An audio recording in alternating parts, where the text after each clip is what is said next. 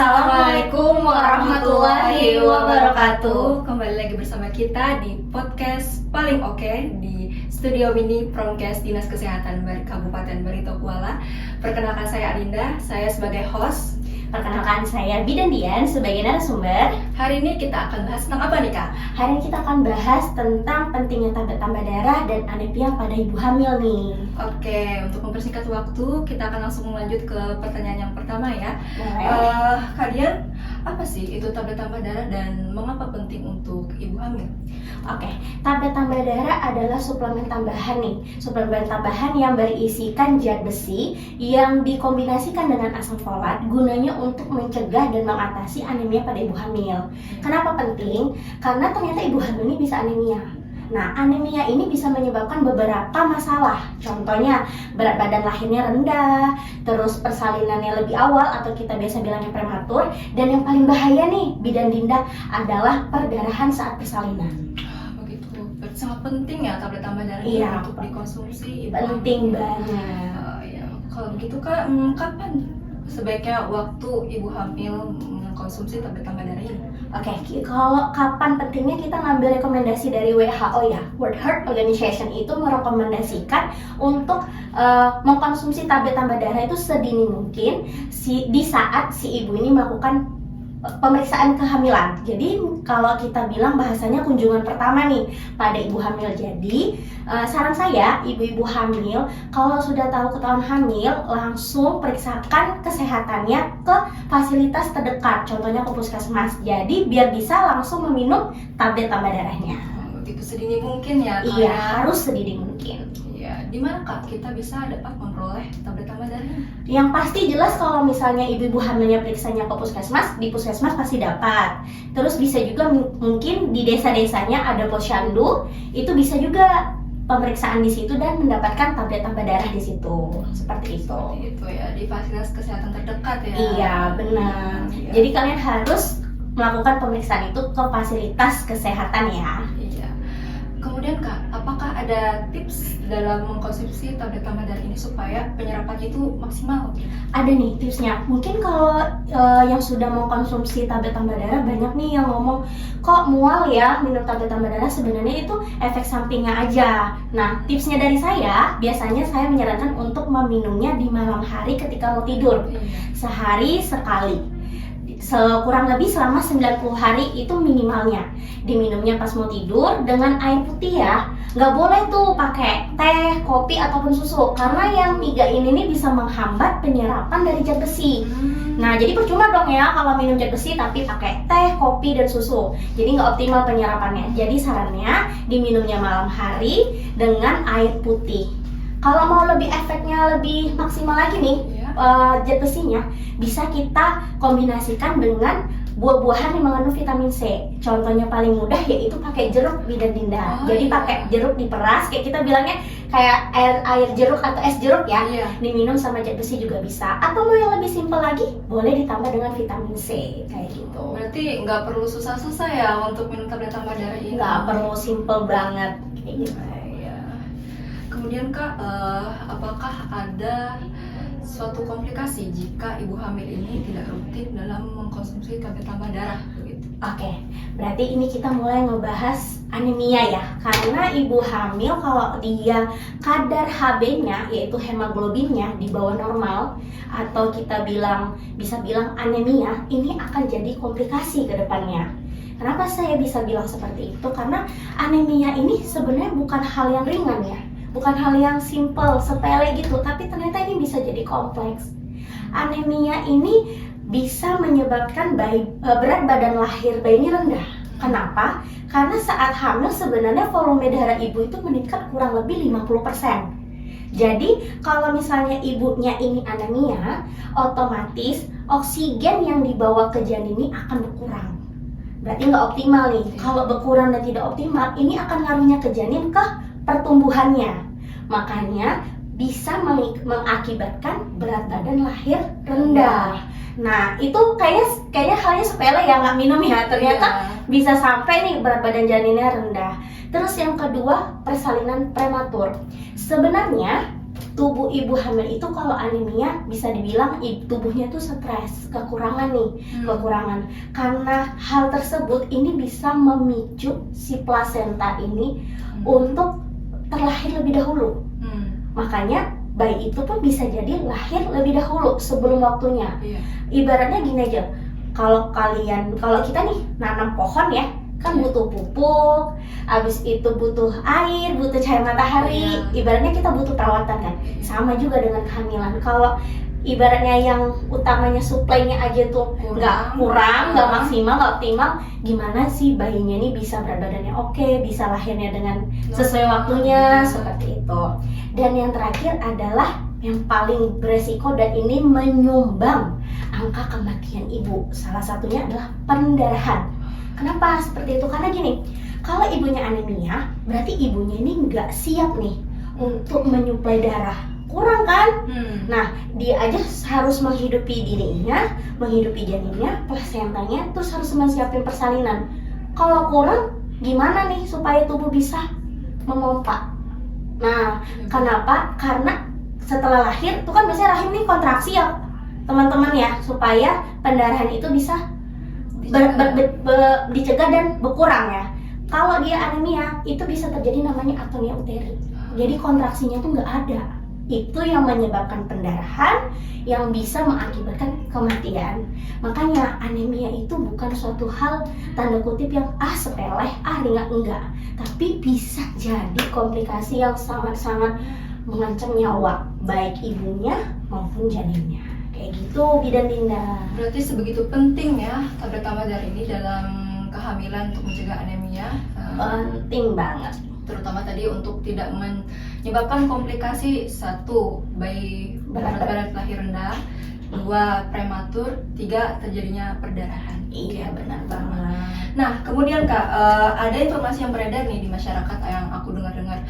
Katanya ibu hamil itu yang hipertensi, yang tensinya tinggi, itu tidak boleh minum tablet tambah darah karena katanya bisa meningkatkan tensi. Apakah itu fakta apa mitos? Oke, aku jawab ya. Ini sebenarnya udah banyak sih. Biasanya kalau aku kasih tablet tambah darah tuh pasti pasien-pasien akan bilang, "Duh Bu, nanti tensi saya tinggi," gitu ya. Jadi itu jawabannya mitos ya, teman-teman semua, ibu-ibu hamil semua. Kenapa mitos? Karena kan ini kita ngomongnya HB. HB itu kan ibaratnya dia berada di volume darah, ya. Ibaratnya itu tablet tambah darah itu hanya untuk membantu mengoptimalkan kadar hemoglobin. Jadi pun tablet tambah darah tuh diminum sehari belum tentu bisa langsung naik nih Bidan Dinda. HB-nya ibu hamil harus rutin, dan itu pun ketika rutin pun masih bisa juga kurang kayak gitu. Nah, kalau tablet tambah darah itu dia ke HB ya, ke HB. Kalau tensi itu dia lebih ke genetik, lebih ke vaskuler, lebih ke permasalahan plasenta. Jadi kalaupun ibu hamilnya sudah hipertensi, itu tetap direkomendasikan minum tablet tambah darah. Kayak gitu. Kalau misalnya ibunya sudah hipertensi, nggak minum tablet tambah darah, itu malah nanti jadinya lebih kompleks lagi permasalahan yang ada. Makin banyak lagi ya. Banyak lagi, apalagi kalau misalnya ibu hamilnya punya riwayat hipertensi nih. Jangan takut-takut, boleh banget minum tablet tambah darah. Atau ibu hamil yang tidak hipertensi, jangan takut dengan tablet tambah darah. Yang ada di pikirannya nanti tensi saya naik, padahal enggak. Padahal dengan tablet tambah darah kita mampu untuk menjadikan kehamilan yang lebih sehat dan persalinan yang lebih aman bagi ibu, janin, dan petugas kesehatannya. Oke, berarti nggak ada alasan lagi ya? Nggak ada alasan lagi untuk tidak mengkonsumsi tablet tambah darah. Iya, itu sih ya. Jadi penting banget ya, satu suplemen ternyata nih Bidan Dinda bisa punya khasiat yang sebegitu banyaknya nih. Kayak gitu. Dari awal kehamilan sampai persalinan ya. Iya, benar. Dan katanya habis persalinan itu bisa minum tablet tambah darah gitu. Iya, biasanya saya selalu menyarankan untuk tetap meminum tablet tambah darah karena kan habis persalinan nih darah keluar banyak ya. Pasti kan kadar HB berkurang.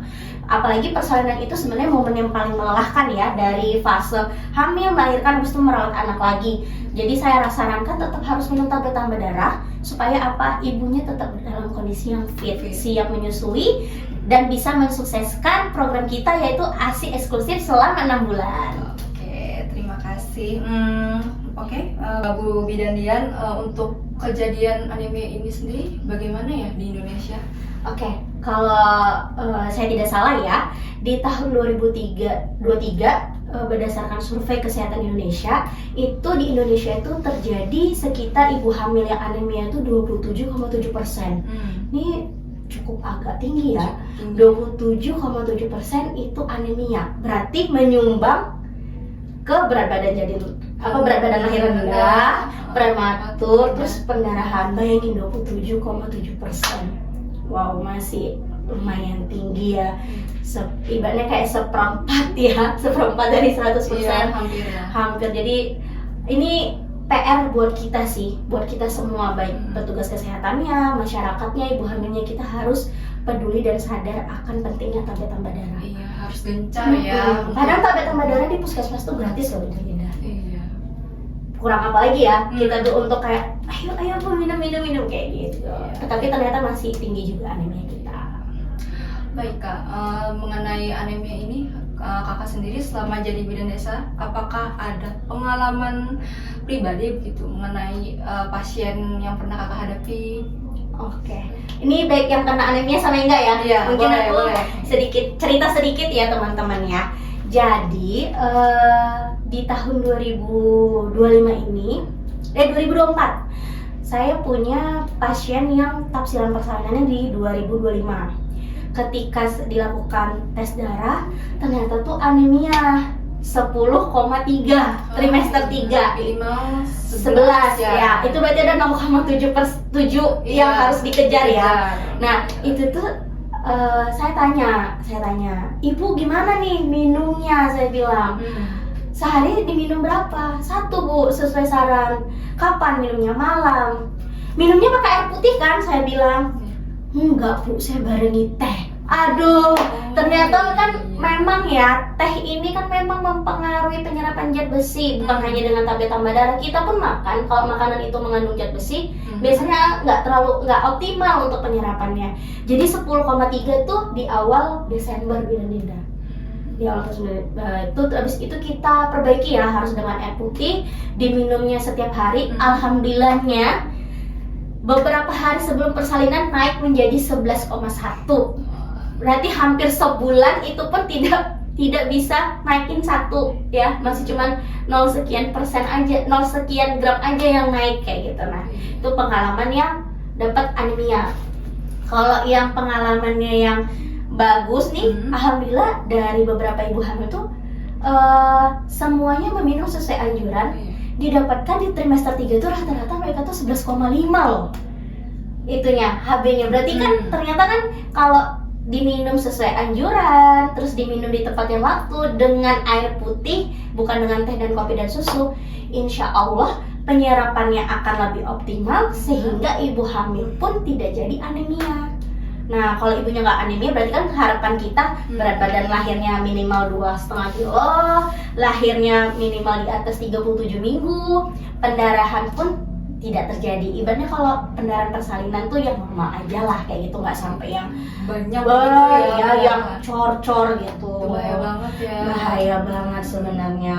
Makanya kita ini ya kalau jadi bidan desa itu harus lebih pendekatan lagi ke ibu hamilnya kayak gitu. Kadang mungkin kita pas penyuluhan kita kasih saran untuk minumnya pakai ini belum tentu kadang mereka tuh percaya atau apapun, tapi dengan pendekatan yang lebih maksimal, arahan yang lebih oke, bahasa yang gampang dicerna, insya Allah anemia ini bisa kita cegah dengan bantuan tablet tambah darah. Gitu ya. Iya. Jadi sebegitu penting ya. Iya, sebegitu pentingnya.